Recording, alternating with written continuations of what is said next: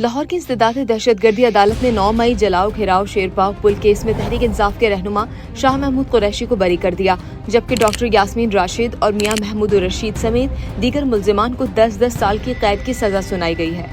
इंसदादी दहशतगर्दी अदालत ने 9 मई जलाओ घिराव शेरपाव केस का महफूज फैसला सुना दिया।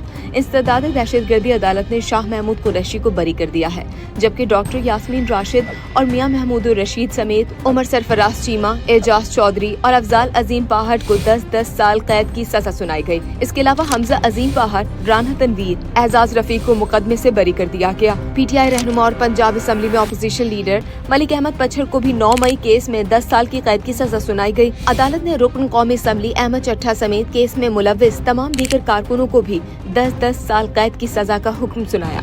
पाकिस्तान तहरीक इंसाफ के चेयरमैन बैरिस्टर गौहर ने रद्द-ए-अमल का इजहार करते हुए कहा है कि सजाएं कानून के तकाजों को पूरा किए बगैर दी गई हैं।